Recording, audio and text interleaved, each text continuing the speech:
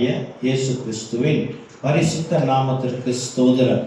கிறிஸ்து பிரியமானவர்களே, இந்த நாளினுடைய செய்தியின் தலைப்பு, அது ஒரு பெயர், ஒரு பெயரின் அடிப்படையிலே நாம் இந்த நாள் செய்தியை தியானிக்க போகிறோம். நேபுகத்நேச்சர். நேபுகத்நேச்சர் யாருக்கு தெரியாது? யார் இந்த பேரை கேள்விப்பட்டதில்லை? சொல்லுங்க, யார் கேள்விப்பட்டதில்லை? எல்லாம் தெரியும். Okay, good. தானியேல் முதல் அதிகாரம். சரி, நான் ஒரு இன்ட்ரோடக்ஷன் கொடுக்குறேன். யார் இந்த நேபுகத்நேச்சர் அப்படி என்றால், ஒரு காலத்திலே உலகை முழுவதையும் முழு உலகத்தையும் ஆளுகை செய்த ஒரு ராஜ்யம் அல்லது ஒரு தேசம் அப்படி என்றால் அது பாபிலோன் தேசம். பாபிலோன் தேசம் மாத்திரம் இந்த உலகத்தை முழுமையாக ஆளுகை செய்தது அல்ல. பாபிலோன் தேசத்திற்கு முன்பதாக அல்லது பாபிலோன் ராஜ்யத்திற்கு முன்பதாக அசீரிய ராஜ்யம், இன்னைக்கு சிரியா நாடு இருக்குது. சிரியா நாடு தற்போதைய நிலை தெரியுமா? சிரியா நாட்டோட தற்போதைய நிலை, சிரியா நாட்டுடைய பிரசிடென்ட் அல்லது பிரைம் மினிஸ்டர்ல பிரசிடென்ட் தான் வரும். அவரு அந்த நாட்டிலிருந்து ஓடி போயிட்டார். ஏன்னா அங்க அவங்க கிளர்ச்சியாளர்கள் எழும்பி அவருக்கு எதிராக போராட்டம் இப்ப நடந்து கொண்டு இருக்கிறது. இந்த வேளையிலே சீரியா அரசாங்கத்திற்கு வழக்கமாக உதவி செய்கிற நாடுகள் லெபனான், ஈரான் மற்றும் ரஷ்யா. இவர்கள் இந்த முறை சீரியாவுடைய அரசாங்கத்திற்கு அல்லது சீரியாவுடைய இராணுவத்திற்கு இவர்களால் உதவ முடியவில்லை. ஏனென்றால் அவர்களுக்கு நாடுகளிலே அவர்களுக்கு சொந்த பிரச்சனை உண்டு. இந்த இக்கட்டான நிலையிலே இந்த அசார், அவர் பேர் அசார் நினைக்கிறேன், இந்த பிரசிடென்ட் பேர். ஒருவேளை நான் பேர் தவறாக சொல்லியிருக்கலாம், மன்னிச்சிருங்க. ஆனால் எனக்கு ஞாபகம் இருக்கு, அசார் தான் நினைக்கிறேன் அவர் பேர். அப்போ இப்போ அவர் என்ன செஞ்சுட்டாரு, பாதுகாப்புக்காக, தன்னுடைய சொந்த பாதுகாப்புக்காக வெளியூர்ல எங்க இருக்கிறாருன்னு தெரியல, போயிட்டு அவர் ஒளிந்து விட்டார். சரி, இப்ப நான் ஏன் சொல்றேன்னா, இந்த பாபிலோன் ராஜ்யத்துக்கு முன்னுக்கு அசீரிய ராஜ்யம் உலகத்தை ஆளுகை செய்தது. அதுக்கு முன்னுக்கு உலகை ஆளுகை செய்த ஒரு ராஜ்யம் என்றால் அது எகிப்து ராஜ்யம். இந்த உலக சரித்திரம், சரியா? அதுக்கு பிறகு பாபிலோன் ராஜ்யம் எழும்பினது. பாபிலோன் ராஜ்யத்தை கட்டி ஆழ்ந்த ஒரு மகா பெரிய ராஜா அப்படி என்றால் நேபுகத்நேச்சர். ஆமென். இந்த பாபிலோன் தான் இன்று இருக்கிற ஈராக்ல சதாம் ஹுசேன் பேரு கேள்விப்பட்டிருக்கீங்களா? சதாம் ஹுசேன் அவர் அமெரிக்காவின் இராணுவத்தினால் கைது செய்யப்பட்டு அவர் தூக்கிலிடப்பட்டார். அவ்வளோ பகிரங்கம், அவ்வளோ பந்தாவா இருந்த ஒரு ராஜா. கடைசியில் அந்த வீடியோலாம் லைஃப் நான் பார்த்தேன். அவர் போயிட்டு ஒரு டனல் கீழே அண்டர் கிரவுண்டில் ஒளிஞ்சிருந்தார். அவரை போய் அரெஸ்ட் பண்ணாங்க. எல்லாம் பல வருஷத்துக்கு முன்னுக்கு வந்த செய்தி, சரியா? நான் ஏன் அவரை பற்றி சொல்றேன்னா, அவர் சொன்னாரு, இந்த தேசமானது பண்டைய காலத்தின் பாபிலோன், நான் அது மறுபடியும் கட்ட விரும்புகிறேன், நான் தான் மறுபடியும் வந்திருக்கிற நேபுகத்நேச்சர் என்று தன்னை பிரகடனம் பண்ணினார். யாரு? இந்த சதாம் ஹுசேன். நம்ம நாட்களில் நடந்த ஒரு காரியம். அப்ப நான் ஏன் இதை சொல்லுகிறேன் என்றால் மிக முக்கியமான ஒரு காரணம் உண்டு. இப்போ பைபிளை இந்த நாட்களிலே நவீன இந்த மீடியாவில் நீங்க போய் பார்த்தீங்கன்னா, இந்த பைபிள் ஒரு கட்டுக்கதை. இந்த பைபிளை அந்த நாட்களில் எது சும்மா எழுதி வச்சது, அப்படியே அவங்க கற்பனையில் செஞ்சது அப்படின்னு சொல்லி என்ன சொல்றாங்க, இதை ஒரு வதந்தி என்றும் இது பொய் என்றும் சில ஊடகங்கள் அல்லது சில நபர்கள் என்ன செய்ய பார்க்குறாங்க, இதை பொய்யாக பார்க்கிறார்கள். ஆனால் இப்போ இந்த நேபுகத்நேச்சர்லாம் பைபிள்ல நல்லா தெளிவாக குறிக்கப்பட்டிருக்கிற இந்த நபர் நம் வாழ்க்கை நாட்களிலே இந்த யாரு, சதாம் ஹுசேன் என்பவரும் தன்னை தான் நேபுகத்நேச்சர் என்று அவர் தன்னை பிரகடனம் பண்ணினது நமக்கு ஒரு அத்தாட்சி. நமக்கு we can prove to this world that yes, the Bible is true. ஆமென். ஆகையினாலே இந்த பைபிளை ஒட்டி தான் உலகமே இப்போ சுழன்று கொண்டு இருக்கிறது. இருக்கிற சரித்திர காரியங்கள் nobody can deny this. ஹல்லேலூயா. கர்த்தர் நல்லவர். இவர் குறித்து பைபிள்ல எங்க அதிகமாக எழுதப்பட்டிருக்கிறது என்று சொன்னால், ஒன்று எரேமியா புத்தகத்தில் அவர் குறித்து எழுதப்பட்டிருக்கிறது. அவர் என்ன செய்தார்? தன்னுடைய இராணுவத்தை அனுப்பி எருசலேமை முற்றுகை போட்டார். ஜுடேயா தேசத்தை அவர் முற்றுகை போட்டு 3 முறை அங்கிருந்து பிணை கைதிகள் அல்ல, கைதிகளாக அவர் பிடித்து கொண்டு வந்தார். ஆமென். இதோட முதல் ட்ரிப்ல யார் போனாங்கன்னு சொன்னா, நம்ம பல தடவை சொல்றோம். எசேக்கியேல் போனாரு, தானியேல் போனாரு, அனனியா, மிஷாவேல், அசரியா என்று இவங்கெல்லாம் போனாங்க. சரியா? இப்ப ஹனனியா, மிஷாவேல், அசரியா என்ற பேர் நமக்கு கொஞ்சம் புதுசா இருக்கலாம். ஆனா இவங்களுடைய மாற்று பேர் நமக்கு எல்லாத்துக்கும் நல்லா தெரியும். ஷாத்ராக், மேஷாக், அபேத்நேகோ. சரியா? உங்க பேர் மாற்றப்படும். சரி, எரேமியா புத்தகத்துல அவரை குறித்து நம்ம பார்க்கலாம். அதிகமாக தானியேல் புத்தகத்துல அவரை பத்தி எழுதப்பட்டிருக்கு. ஆமென். சரி, இன்னைக்கு நம்ம நிறைய வாசிக்க போறோம். நல்ல அண்ணன் வந்துட்டார். முதல் பார்த்தேன், பைபிள் வாசிக்கிறவங்க குறவா இருக்கிறாங்களோ, நானே தான் எல்லாத்தையும் படிக்கணுமானே. சிஸ்டர் ஜாய்ஸ் இருக்கிறாங்க, அண்ணன் இருக்காரு. வேற யார் வாசிக்கிறீங்க? டர்வின் படிக்கிறீங்களா? படிங்க, மாற்றி படிங்க. என்னோட திருப்புங்க. தானியேல் எழுதின முதல் புத்தகத்தினுடைய முதல் அதிகாரம் 6வது வசனம்.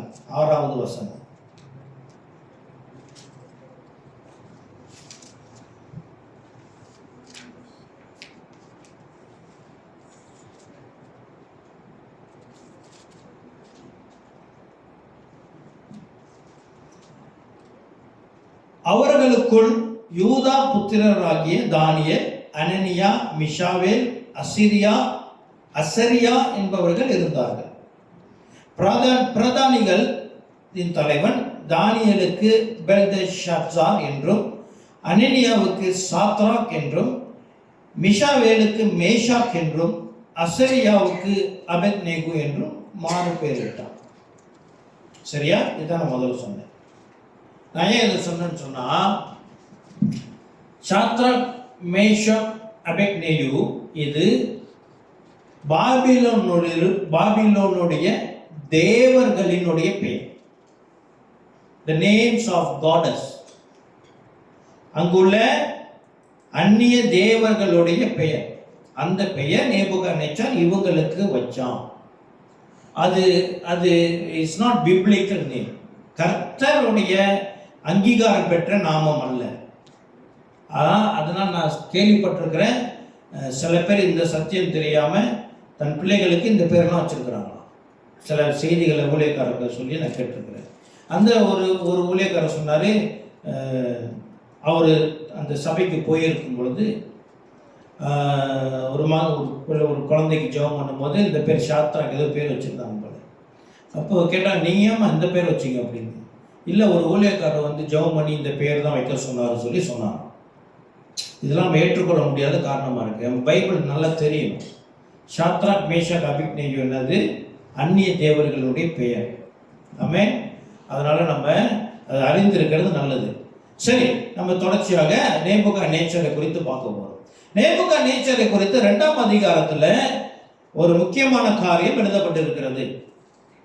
2வது அதிகாரம் 1 to 5 வரை நாம் வாசிக்கலாம். கூடுமானால் முழு அதிகாரத்தையும் வாசிக்கிறது நல்லது. சரி, நம்ம வாசிக்கலாமே. எத்தனை வசனங்கள் இருக்குது? 49 வரைக்கும் இருக்குது. டைம் ஓடிடுமான்னு பார்க்குறேன். சரி, 1 to 5 வரைக்கும் முதல் பார்ப்போம். கூச்சப்படாம படிங்க யாராவது. 2, 1 to 5. நேபுகாத்நேச்சார் ராஜ்யபாரம் பண்ணும் 2ஆம் வருஷத்திலே நேபுகாத்நேச்சார் சொப்பனங்களை கண்டார். அதனால் அவருடைய ஆவி கலங்கி அவருடைய நித்திரை கலந்தது. அப்பொழுது ராஜா தன் சொப்பனங்களை தனக்கு தெரிவிக்கும் பொருட்டு சாஸ்திரிகளையும் ஜோசியரையும் சூனியக்காரரையும் கல்தேயரையும் அழைக்கச் சொன்னார். அவர்கள் ராஜ சமூகத்தில் இருந்தார்கள். ராஜா அவர்களை நோக்கி, ஒரு சொப்பனம் கண்டு அந்த சொப்பனத்தை அறிய வேண்டும் என்று என் ஆவி கலங்கி இருக்கிறது என்றார். அப்பொழுது கல்தேயர் ராஜாவை நோக்கி, ராஜாவே, நீர் என்றும் வாங்க சொப்பனத்தை ஒரு அடியாருக்கு சொல்லும், அப்பொழுது அதன் அர்த்தத்தை விடுவிப்போம் என்று சீரிய பாசையிலே சொன்னார். ராஜா கல்தேயருக்கு பிரதியுத்தரமாக என்னிடத்திலிருந்து பிறப்பித்த தீர்மானம் என்னவென்றால், நீங்கள் சொப்பனத்தையும் அதன் அர்த்தத்தையும் எனக்கு அறிவியாமல் போனால் துண்டித்து போடப்படுவீர்கள், உங்கள் வீடுகள் எருக்களாக்கப்படும். ஆமென். என்னன்னா இந்த நேபுகாத்நேச்சர் ஒரு நாள் நல்ல தூக்கத்துல சொப்பனத்தை காண்கிறார். ஆமென். சொப்பனத்தை காண்கிறார். இப்போ சொப்பனத்துக்கான அர்த்தம் இவருக்கு வேண்டுமா? சொப்பனத்திற்கான அர்த்தம் இவருக்கு வேண்டுமா? சரியா? அது இந்த நாட்களில் இந்த சொப்பனம் என்பது அந்த நாட்களில் இந்த நாட்களில் மாறாததாக இருக்குது. எல்லாரும் கனவு காண்றோம், அப்படிதானே? ஆமென். எல்லாரும் கனவு வருதா இல்லையா? வருதா இல்லையா? கனவுக்கான அர்த்தம் நமக்கு வருதா, தெரியுதா? சில கனவு நமக்கு வரும் பொழுது அதற்கு அர்த்தம் தெரிஞ்சுக்கணும், நமக்கு ஆவலாக இருக்கும். சில பேருக்கு கனவே வராது, எப்பயாவது ஒரு கனவு வந்துச்சுன்னு சொன்னால் அது ஒரு அர்த்தம் இருக்கிறது உண்மை. இப்போ என்ன மாதிரி ஆட்கள்லாம் வந்து கனவு இல்லாத நாளே இல்லை, தினந்தோறும் கனவு இருக்கும், ஆனால் எந்திரிச்சதுக்கப்புறம் மறந்துடுவேன். சரியா? அந்த மாதிரி ஒரு சில கனவுகள் ஞாபகம் இருக்குது.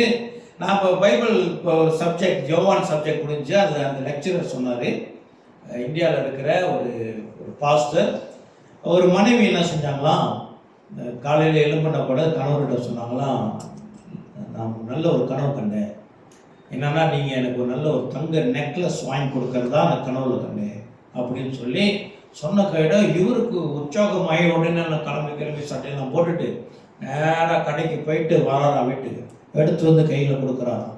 கனவுகளின் வியாக்கியானம் என்ன அப்படின்ற ஒரு புத்தகத்தை கொடுக்குறார். நெக்லஸ் வாங்க போனேன், கனவு கண்டிங்கன்னா இந்த கனவோட அர்த்தம் என்ன அப்படின்னு புத்தகம் இருக்குது, அதை வாங்கிட்டு வந்து கொடுக்குறாரு, இதை பார்த்து தெரிஞ்சுக்க, இதை இந்த கனவு கண்டதான் நடக்காது, அவசியம் இல்லை அப்படின்னு சொல்லி கொடுத்துட்டாராம். அவன் சில நேரத்தில் ஞானமாகவும் இருக்கணும், அப்படிதானே? சரி, அப்போ இந்த ஒரு ஆனால் நேபுகாத்நேச்சர் உள்ள பிரச்சனை என்னன்னு சொன்னா, அவருக்கு தெரியுது சொப்பனம் ஒரு பயங்கரமான சொப்பனம், அதோட அர்த்தம் மிகவும் முக்கியமான அர்த்தம் என்றும் அவருக்கு தெரியுது. அப்போ நமக்கு தெரியாது ஒரு சொப்பனத்தை மறந்து போனாரா இல்லையா என்று நமக்கு தெரியாது. வேதம் அப்படி எங்கே குறிக்கப்படலை. ஏன்னா இவர் என்ன சொல்றாரு, சாஸ்திரிகளை கூப்பிட்டு விளக்கு கேட்கும் போது இவர் சொல்றாரு, நான் கனவை நான் சொல்ல மாட்டேன், நீங்களே கனவையை சொல்லணும், அதோட அர்த்தத்தையும் சொல்லணும் அப்படின்னு சொல்லி சாஸ்திரிகள் அவங்கள ஜோசியக்காரவங்க எல்லாத்தையும் கூப்பிடுறாரு. அவங்க சொல்றாங்க, இல்லை நீங்க சொன்னாதான் எனக்கு எங்களால் அர்த்தத்தை சொல்ல முடியும், இல்லாட்டி யாருமே உங்களுக்கு அர்த்தத்தையும் கனவையும் சொல்ல முடியாது. அப்போ இவர் சொல்ற ஒரு இடத்துல, இல்லை நீங்க சொல்ல, இல்லாட்டி நான் என்னுடைய கனவை சொன்னா நீங்க அதுக்கு பொய்யான அர்த்தத்தை சொல்ல வாய்ப்பு உண்டு, ஆகியனாலே நான் கனவை சொல்ல மாட்டேன், நீங்களே சொல்லணும்னு யாருமே முன் வரல. எல்லாத்தையும் ஜோசியக்காரர்கள், ஞானிகள், தானியேல் அவருடைய நண்பர்கள், அந்த ஞானிகள் ஒரு கேட்டகரியில இவங்க என்ன செய்யப்பட்டாங்க, அமர்த்தப்பட்டு விட்டார்கள். சரியா? இப்ப இவர்களையும் சேர்த்து பாபிலோன்ல இருக்கிற எல்லா ஞானிகளையும் கொன்று போட இவர் உத்தரவு போட்டார். என்ன காரணம் கேட்டா, கனவுக்கு அர்த்தம் தெரியலையா. நம்ம கேட்க எப்படி காமெடியா தான் இருக்குது, ஆனா அது நடந்துச்சு. அப்ப தானியேல்கிட்ட வரும் பொழுது கேட்கிற, என்ன அந்த பரபரப்பு, ஏன் அப்படி நடக்குது, என்ன அவர் சொல்றாரு, அந்த போர் அவருடைய வேலையாட்கள் சொல்றாங்க, இதான் நடந்தது, ராஜா சொப்பனத்தை கண்டிருக்கிறாரு, சொப்பனத்தையும் இவருக்கு சொல்லணுமா, ஒரு அர்த்தத்தையும் சொல்லணுமா. இப்ப தானியேல் சொல்றாரு, சரி எனக்கு கொஞ்சம் டைம் கொடுங்க அப்படின்னு சொல்லிட்டு இவர் போய் ஜெபம் பண்றாரு. ஜெபம் பண்ணோன்னா ஆண்டவர் வெளிப்பாட்டை கொடுக்கிறார்.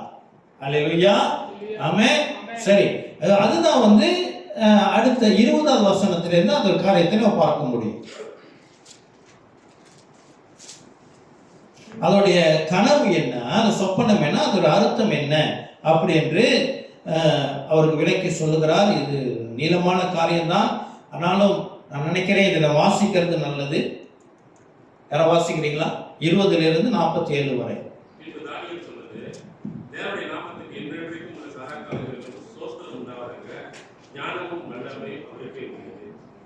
அவர் காலங்களையும் சமயங்களையும் மாற்றுகிறார். ராஜாக்களை தள்ளி ராஜாக்களை ஏற்படுத்துகிறார். ஞானிகளுக்கு ஞானத்தையும் அறிவாளிகளுக்கு அறிவையும் கொடுக்கிறார். அவரே ஆழமும் மறைப்பொருளுமானதை வெளிப்படுத்துகிறார்.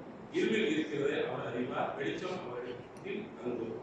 என் பிதாவின் தேவனே, நீர் எனக்கு நாங்கள் உம்மிடத்தில் வேண்டிக் கொண்டதை இப்பொழுது எனக்கு அறிவித்து ராஜாவின் காரியத்தை எங்களுக்கு தெரிவித்தபடினால் உம்மை குறித்து புகழ்கிறேன் என்றார். பின்பு தானியேல் பாபிலோனின் ஞானிகளை அழிக்க ராஜா கட்டளையிட்ட அரோகியனிடத்தில் போய், பாபிலோனின் ஞானிகளை அழிக்காதீர்கள், என்னை ராஜாவின் முன்பாக அழைத்து விட்டுப்போம், ராஜாவுக்கு அர்த்தத்தை தெரிவிப்பேன் என்று சொன்னார். அப்பொழுது ஆரியோகி தானியேலை ராஜாவின் முன்பாக தீவிரமாய் அழைத்துக் கொண்டு போய் சிறைப்பட்டு வந்த யூதேயா தேசத்தாரை ஒரு புருஷனை கண்டுபிடித்தேன், அவன் ராஜாவுக்கு அர்த்தத்தை தெரிவிப்பான் என்றார். ராஜா என்றும் நாமமுள்ள தானியேலை நோக்கி, நான் கண்ட சொப்பனத்தையும் அதன் அர்த்தத்தையும் நீர் எனக்கு அறிவிக்க கூடுமா என்று கேட்டார். தானியேல் ராஜ சமூகத்தில் பிரதிநிதித்தனமாக ராஜா கேட்கிற மறைப்பொருளை ராஜாவுக்கு தெரிவிக்க ஞானிகளாலும் ஜோசியராலும் சாஸ்திரிகளாலும் குறி சொல்லுவர்களாலும் கூடாது. மறைப்பொருளை வெளிப்படுத்துகிற பல்லோகத்தில் இருக்கிற தேவன் கடைசி நாட்களில் சம்பவிப்பதை ராஜாவாகிய நேபுகாத்நேச்சருக்கு தெரிவித்திருக்கிறார். உம்முடைய சொப்பனமும் உமது படுக்கை மேல் உம்முடைய தலையில் உண்டான தரிசனங்களும் என்னவென்றால், ராஜாவே, உம்முடைய படுக்கையின் மேல் நீர் படுக்கையில் இனிமேல் சம்பவிக்கப் போகிறது என்கிற நினைவுகள் உமக்குள் எழும்பிற்று. அப்பொழுது மறைப்பொருள்களை வெளிப்படுத்துகிறவர் சம்பவிக்கப் போவதை உமக்கு தெரிவித்தார். உயிரோடு இருக்கிற எல்லாரை பார்க்கிலும் எனக்கு அதிக ஞானம் உண்டேற்றதுனாலே அல்ல, அர்த்தம் ராஜாவுக்கு தெரிய வரவும் உம்முடைய இருதயத்தின் நினைவுகளை நீர் அறியவும் இந்த மறைப்பொருள் எனக்கு வெளியாக்கப்பட்டது. ராஜாவே, நீர் ஒரு பெரிய சிலையை கண்டீர். அந்த பெரிய சிலை மிகுந்த பிரகாசம் உள்ளதாக இருந்தது. அது உமக்கு எதிரே இருந்தது. அதன் ரூபம் பயங்கரமாக இருந்தது. அந்த சிலையின் தலை பசும் பொன்னும், அதன் மார்பும் அதன் புயல்களும் வெள்ளியும், அதன் வயிறும் அதன் தொடையும் வெண்கலமும், அதன் கால்கள் இரும்பும், அதன் பாதங்கள் பாதி இரும்பும் பாதி களிமண்ணுமா இருந்தது. நீர் பார்த்துக் கொண்டிருக்கும் போதே கைகளால் பெயர்க்கப்படாத ஒரு கல் பெயர்ந்து உருண்டு வந்தது. அது அந்த சிலையை இரும்பும் களிமண்ணுமாகிய அதன் பாதங்களில் மோதி அவைகளை நொறுக்கி போட்டது. அப்பொழுது அந்த இரும்பும் களிமண்ணும் வெண்கலமும் வெள்ளியும் பொன்னும் ஏகமாய் நொறுங்குண்டு கோடை காலத்தில் போரடிக்கிற களத்திலிருந்து மறந்து போகிற பதரை போலாயிற்று. அவைகளுக்கு ஒரு இடமும் கிடையாதபடி காற்று அவைகளை அடித்துக் கொண்டு போயிற்று. சிலையே மோதிர கல்லோம் என்றால் ஒரு பெரிய பர்வதமாகிய பூமி எல்லாம் நிரம்பிற்று. சொப்பனம் இதுதான். அதன் அர்த்தத்தை ராஜ சமூகத்தில் தெரிவிப்போம். என்னன்னா, ஒரு சொப்பனத்தை அவர் காண்கிறார். அந்த சொப்பனத்துல ஒரு சிலையை பார்க்கிறார். ஒரு சிலையை பார்க்கிறார். நான் நினைக்கிறேன், நான் ஏற்கனவே அதோட போட்டோலாம் போட்டு ப்ரீச் பண்ணேன். எத்தனை பேர் ஞாபகம் இருக்கு? இந்த படத்தை பார்த்து ஞாபகம்? ஓகே. அது பெரிய உயரமான ஒரு சுரூபம். அதோடைய தலைப்பகுதி தங்கத்தினாலே செய்யப்பட்டது. தலைப்பகுதி தங்கத்தினாலே செய்யப்பட்டது. அதோடைய மார்க் இந்த பக்கம் இருக்கு இல்லையா, செஸ் இருக்கு இல்லையா, செஸ்ஸும் ரெண்டு கையும் வெள்ளி சில்வர்னால செய்யப்பட்டது. சரியா? அது வயிறிலிருந்து இந்த பாருங்க, வயிறிலிருந்து இங்க இருந்து தொடை மட்டும் என்னது? வெண்கலம்னா பிராஸ் தான் போட்டிருக்கு இங்கிலீஷ்ல, பிராஸ். அதனால செய்யப்பட்டது. அப்புறம் அதனுடைய பாதங்கள், அதன் கால்கள் இரும்பு.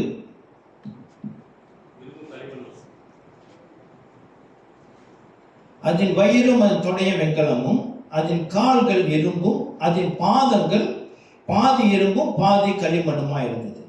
இப்ப தொடை மட்டும் வெண்கலம், இதான் தொடை, இது வரைக்கும் வெண்கலம். இதோடைய கால் ரெண்டு இரும்பு, கால் இரும்பு. அதோடைய பாதம் என்னவா?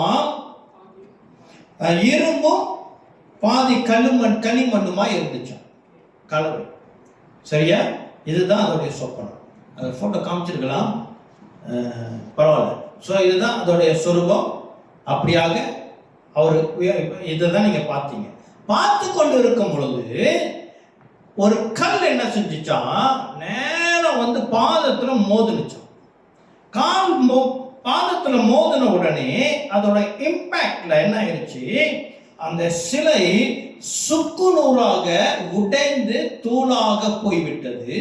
காற்று அதை அடித்து அது இருந்த இடம் இல்லாமல் போய்விட்டது. அந்த மோதின கல்லோ ஒரு பெரிய பர்வதமாக, பெரிய மலையாக மாறி இந்த உலகத்தை நிரப்பிற்று. இதுதான் ஒரு சொப்பனம். சரியா? சரி, இதுக்கான அர்த்தத்தை போய் தானியேல் சொல்றாரு. அந்த நாட்கள்ல இதை எப்படி விளங்கி கொண்டாங்க தெரியாது. ஆனா இது நாம் விளங்கி கொண்டு அதனுடைய நிறைவேறுதலின் நாட்களிலே வாழ்ந்து கொண்டு இருக்கிறோம். ஆமே. சரி, இப்ப தொடர்ந்து படிக்கலாம். 37வது வசனம். ராஜாவே, நீர் ராஜாதி ராஜாவாக இருக்கு, பரலோகத்தில் தேவன் உங்களுக்கு ராஜரீகத்தையும் பராக்கிரமத்தையும் வல்லமையும் மகிமையும் அருளினார். சகல இடங்களிலும் உள்ள மனுஷரையும் வெளியின் மிருகங்களையும் ஆகாயத்து பறவைகளையும் அவர் உமது கைகளில் ஒப்புக் கொடுத்து உண்மை அவைகளை எல்லாம் ஆளும்படி செய்தார். பொன்னான அந்த தலை நீரே, உமக்கு பிறகு உமக்கு கீழ்த்தரமான வேறொரு ராஜ்யம் தோன்றும், பின்பு பூமியெல்லாம் ஆண்டு கொள்ளும். வெண்கலமான மூன்றாம் ராஜ்யம். முதல்ல முடிச்சிருவோம். அப்போ அந்த தலை என்பது தங்கமாக இருக்கிறதுனால அது அவருடைய ராஜ்யத்தை குறிக்கிறது. எது? பாபிலோனுடைய ராஜ்யத்தை குறிக்கிறது. இதற்கு முன்பு ராஜ்யங்கள் இருந்துச்சு. ஏன் இதுல குறிக்கப்படல அப்படின்னா, இல்ல, இந்த சிலையானது இவருக்கு பிறகு என்ன நடக்கும்னா, நேபுகத்நேச்சருக்கு ஒரு எண்ணம் எழும்பிட்டு இறுதி நாட்கள்ல என்ன நடக்கும். இதே மாதிரிதான் தானியேலுக்கும் 8வது அதிகாரத்துல ஒரு கேள்வி எழும்புது, இதுக்கப்புறம் என்ன நடக்கும் அப்படின்னு. ஆண்டவர் கடைசி நாட்கள கவலைப்பாட்டை கொடுக்கிறார். இன்றும் நம் கர்த்தர் நேற்றும் இன்றும் என்று மாறாதவராக இருக்கிறதுனால கடைசி நாட்களில் என்ன சம்பவிக்கும் என்று கருத்தாய் ஜெபிப்பவர்களுக்கு அவர் வெளிப்பாட்டை கொடுக்கிறார். நமக்கு ஏன் ரொம்ப பேருக்கு என்ன நடக்க போது தெரியலன்னா, நம்ம கடைசி காலத்தை பத்தி நமக்கு அக்கறை இல்லை. நமக்கு என்ன காரணம்னா, we busy with our own life அப்படியாக அந்த பேட்டர்ன்ல வந்துருச்சு. மற்ற காரியத்தை பத்தி யோசிக்க முடியல. இருக்கிற 24 மணி நேரம் பத்த மாட்டேங்குது. இது உண்மை. அப்படித்தானே? எத்தனை பேர் எக்ரி பண்றீங்க? அப்படி இருக்கு. இந்த அப்படியாக அந்த ஒரு லைன் அப்படியே கொண்டு வந்துட்டாங்க. சரியா? ஸோ அப்போ நமக்கு எங்க நேரம் இருக்கு கடைசி காலத்தை பத்திலாம் யோசிக்க? ஆனால் செய்யணும். ஆமென். சரி, ஓகே. இப்ப என்ன செய்யறாரு? அந்த அர்த்தம் சொல்றாரு, அந்த தலை நீங்க தான், உங்களுடைய சாம்ராஜ்யம். உங்களுக்கு பிறகு உங்களிடம் தரம் கொஞ்சம் குறைவான ஒரு சாம்ராஜ்யம் அது எழும்பும். அந்த சாம்ராஜ்யம் என்ன செய்யும்? உங்களை மேற்கொண்டு உலகத்தை ஆளுகை செய்யும். 2 புயங்கள். அவருக்கு பிறகு மேதிய பெர்ஷிய சாம்ராஜ்யம் எழும்பினது. மேதிய பெர்ஷிய சாம்ராஜ்யம் எழும்பி இந்த பாபிலோன் சாம்ராஜ்யத்தை கீழே தள்ளி இவர்கள் உலகத்தை ஆளுகை செய்தார்கள். இது உண்மை. ஆமென். சரி, அடுத்து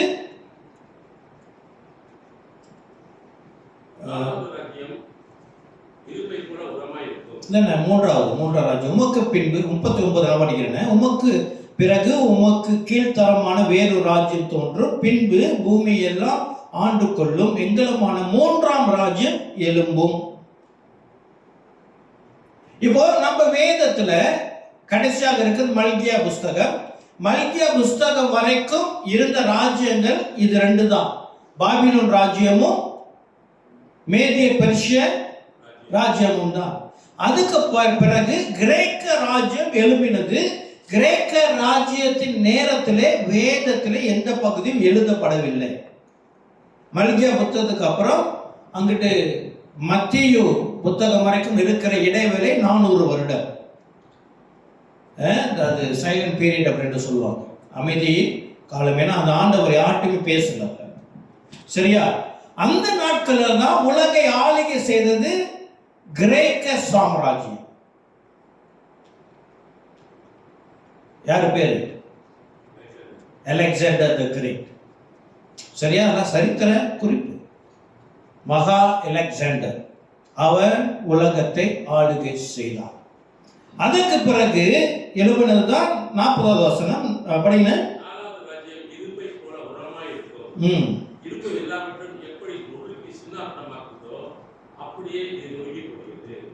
இரும்பு போல அவைகள் எல்லாம் நொறுக்கி தகர்த்து போடும்.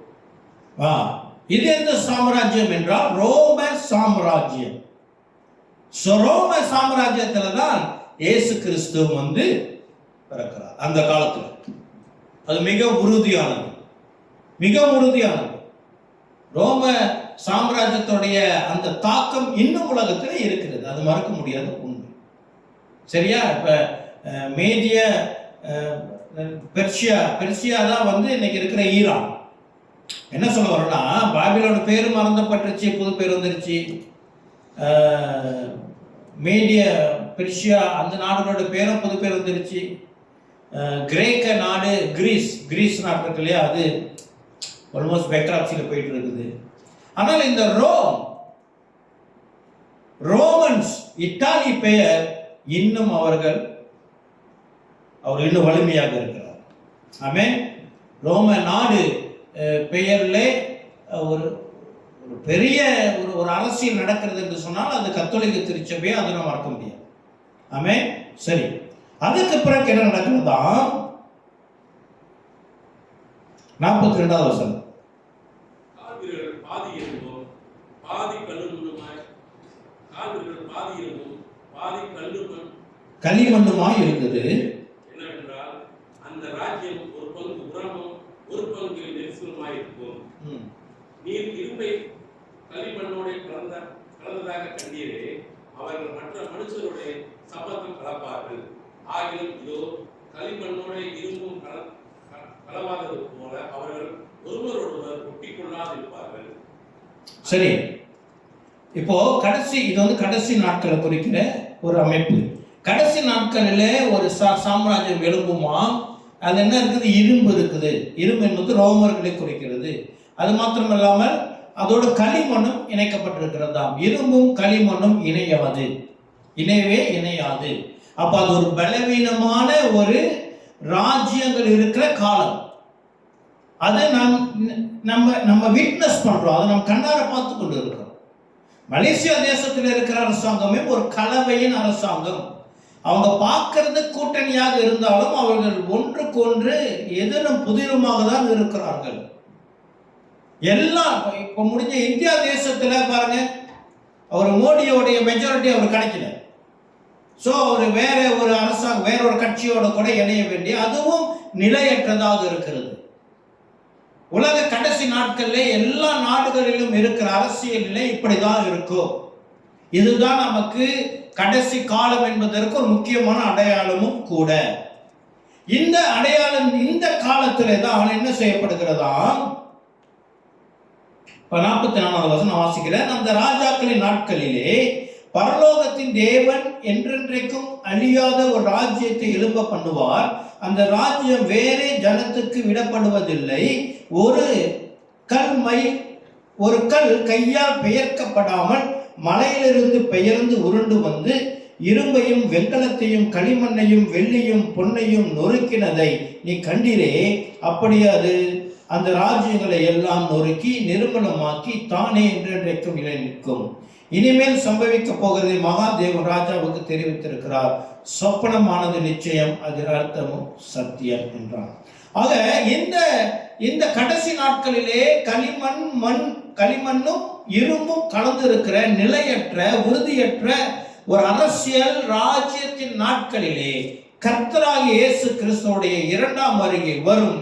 இயேசு கிறிஸ்துவே உலகத்தில் எல்லா ராஜ்யங்களையும் தள்ளி தான் ராஜாதி ராஜாவாக உலகத்தை ஆளுகை செய்ய போகிறார். இது சத்தியம். ஆமென். இது நிறைவேறுகிற காலத்திலே நாம் வாழ்ந்து கொண்டு இருக்கிறோம். இந்த 10 விரல்களுடைய நாடுகளுடைய கூட்டணி அதெல்லாம் வேற சப்ஜெக்ட். ஆரம்பத்தில் EECயா என்ன சார், யுனைடெட், அது இல்லை. இது ஒரு 10 நாடுகள் ஆரம்பத்தில் கூட்டணி போட்டது. கூட்டணியாக எழும்பி நாங்கள் தான் தானியேல் புத்தகத்தில் சொல்லப்படுகிற இந்த நாடுகள் என்று தன்னை அறிவித்தார்கள். ஆனால் அந்த கூடி இப்போ 14 நாடுகள் இருக்குது அதுல. அதனால அதுக்கான வேறு ஒரு அர்த்தத்தை இப்பொழுது வேத ஆராய்ச்சியாளர்கள் கொடுக்கிறார்கள். நம்ம அங்க போக வேண்டாம், நமக்கு இன்னைக்கு வேற காரியத்தை தியானிக்க போகிறோம். சரியா? சரி, தொடர்ந்து வாசிக்கலாம். 46 49 முடிய 47 வரைக்கும் போகும் இந்த 2 வசனம். அப்பொழுது ராஜாவாகிய நேபுகாத்நேச்சார் முகங்குப்புற விழுந்து தானியேலை வணங்கி அவனுக்கு காணிக்கை செலுத்தவும் தூபம் காட்டவும் கட்டளையிட்டார். ராஜா தானியேலை நோக்கி, நீ இந்த மறைபொருளை வெளிப்படுத்தினால் மீதியாய் உங்களுக்கு தேவனே தேவர்களுக்கு தேவனும் ராஜாக்களுக்கு ஆண்டவரும் மறைபொருள்களை வெளிப்படுத்துவதுமாய் இருக்கிறார் என்றார். ஆமென், ஆமென். இப்போ நேபுகாத்நேச்சாருடைய வாழ்க்கையில் நடந்த முதல் சம்பவம் குறிக்கப்பட்டிருக்கிற முதல் சம்பவம் நம்ம வாசிச்சிட்டோம். சரியா? இன்னும் 2 சம்பவங்கள் இருக்கு. இன்னும் 2 சம்பவங்களை நாம் வாசிக்க போகிறோம். கடைசியில நம்ம இந்த 3லும் இருக்கிற செய்தியை, சத்தியத்தை கர்த்தர் நமக்கு வெளிப்படுத்துவாராக. ஆமென். இது முதல் சம்பவம். 2வது சம்பவம் ஒன்று நடந்தது தானியேல் 3வது அதிகாரத்திலே முதல் வசனத்திலிருந்து 30ஆம் வசனம் வரைக்கும் 30 வசனங்கள். எப்படி வாசிக்கலாமா? முழு அதிகாரமும் நான் தான் வாசிக்கிறேன். தொடர்ச்சியா சில இடத்துல அப்படியே ஃபாலோ பண்ணிட்டுவாங்க. நான் நிறுத்ததுக்கு நேரத்தில் யாராவது முடிஞ்சால் அதை கண்டினியூ பண்ணுங்க. ராஜாவாகிய நேபுகாத்நேச்சார் 60 முழ உயரமும் 6 முழ அகலமுமான ஒரு பொற்சிலையை பண்ணிவிட்டு பாபிலோன் மாகாணத்தில் இருக்கிற தூரா என்னும் சமபூமியிலே நிறுத்தினான். பின்பு ராஜாவாகிய நேபுகாத்நேச்சார் தேசாதிபதிகளையும் அதிகாரிகளையும் தலைவரையும் நியாயாதிபதிகளையும் பொக்கிஷக்காரரையும் நீதி சாஸ்திரிகளையும் விசாரிப்புக்காரரையும் நாடுகளில் உள்ள உத்தியோகஸ்தர் யாவரையும் நேபுகாத்நேச்சார் ராஜா நிறுத்தின சிலையின் பிரதிஷ்டைக்கு வந்து சேரும்படி அழைத்தனுப்பினார். அப்பொழுது தேசாதிபதிகளும் அதிகாரிகளும் தலைவரும் நியாயாதிபதிகளும் பொக்கிஷக்காரரும் நீதி சாஸ்திரிகளும் விசாரிப்புக்காரரும் நாடுகளில் உள்ள உத்தியோகஸ்தர் யாவரும் ராஜாவாகிய நேபுகாத்நேச்சார் நிறுத்தின சிலையின் பிரதிஷ்டைக்கு வந்து சேர்ந்து நேபுகாத்நேச்சார் நிறுத்தின சிலைக்கு எதிராக நின்றார்கள்.